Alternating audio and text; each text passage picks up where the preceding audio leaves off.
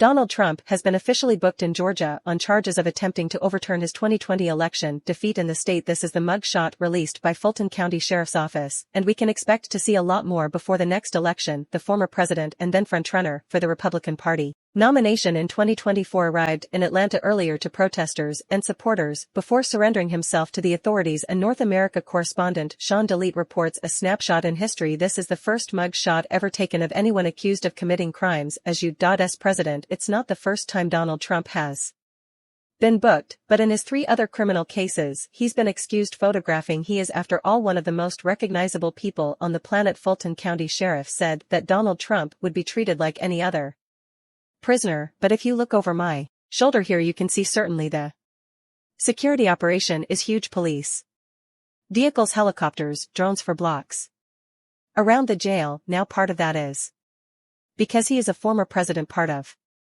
that is down to the protesters, these Donald Trump supporters, among those who believe in the face of all of the evidence to the country that Joe Biden lost the last election. For these Trump supporters, it's all part of a sinister plot to rob him of the White House. The rights of Americans are being stripped away today is one of the most obvious versions of it that are going on while we're putting a former president in jail.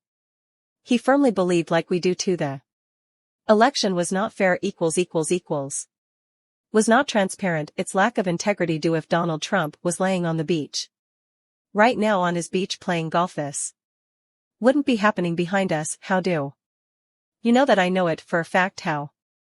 Because I'm an intelligent person. Others celebrated. How will history remember Donald Trump? Are there criminal and hopefully a convicted criminal if for some reason he gets to be president? Because the dumb people in this country who are not using what their brain cells elect him. I am going to fight against it for the next 4 years. I'm hoping that this gets recorded in history. I'm hoping that this is one of the last times that we have to hear from this individual and the people that he represents, but I'm not sure that it will be. Donald Trump entered the jailhouse just after 7:30 p.m. local time. He was technically in custody for less than half an hour.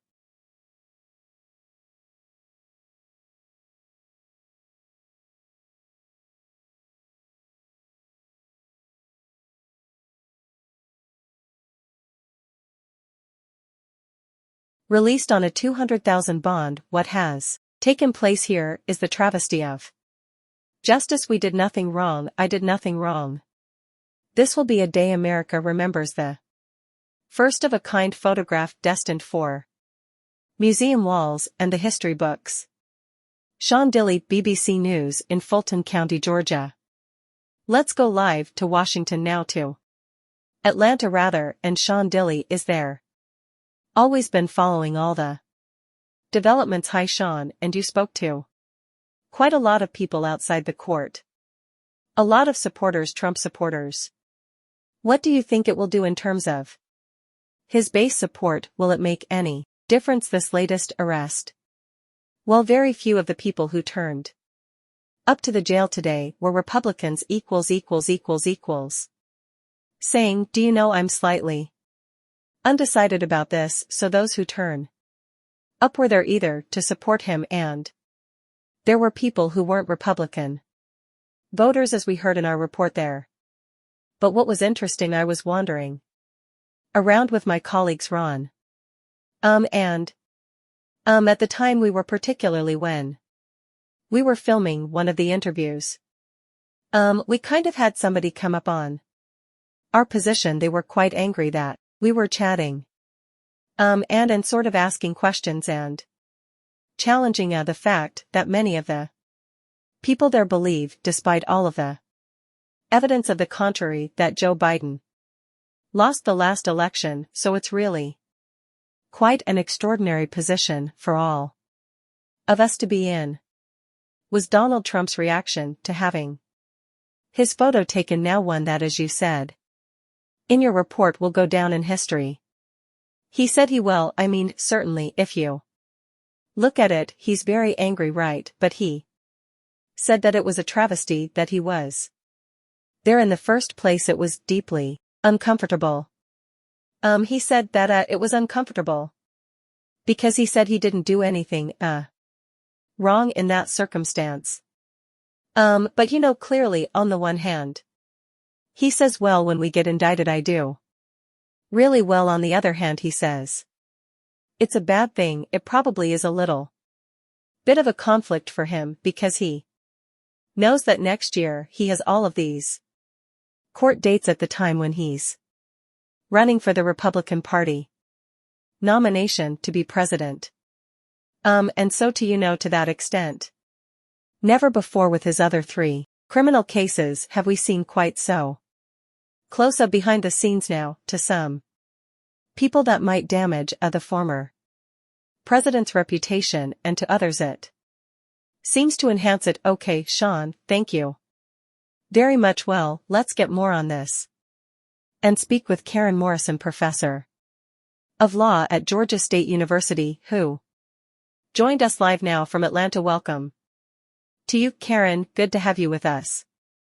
Donald Trump's 4th arrest in 5 months over criminal charges bring us up to date on where he's at legally now. So legally, where he's at is he is about to get arraigned, which means basically he's going to plead not guilty to the charges and effectively the judge will set a schedule for the Georgia case.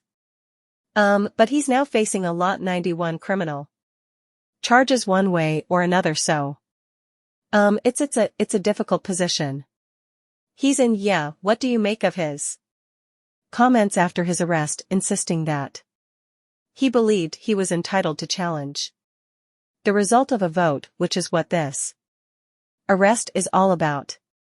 Right, well, he's been saying the same thing for 2 years now at this point, so he's absolutely correct that it's fine. You know, he has every right, just like any American, to challenge the results of the election, but he did that in court. Here he's being charged with basically interfering with the Secretary of State of Georgia, making putting pressure on him to try to find him 11,000 votes so that he could overturn the result.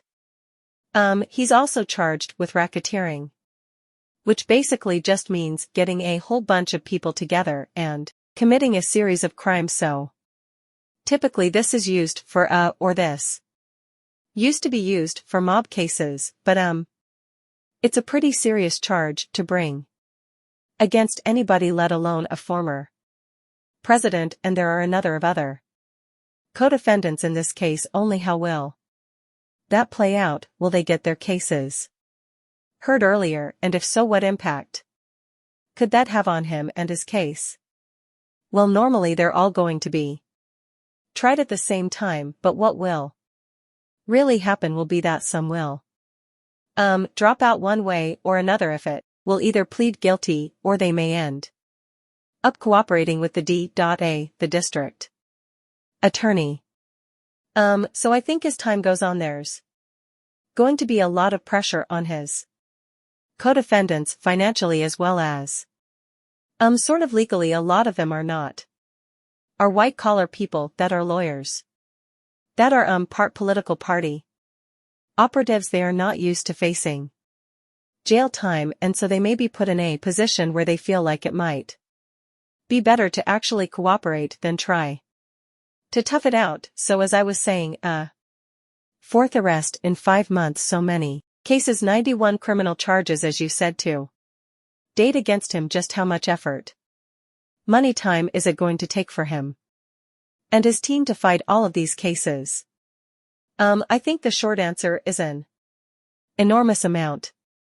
Fortunately for Donald Trump, he has a political action committee which is able to give him a lot of money. Apparently he has already spent close to $60 million on legal fees up until now. Legal fees in the U.S. are really expensive, so this is part of it, but you're right, he has dozens of lawyers, all kinds of charges, things in different courts. It's going to be a very Big burden. Okay.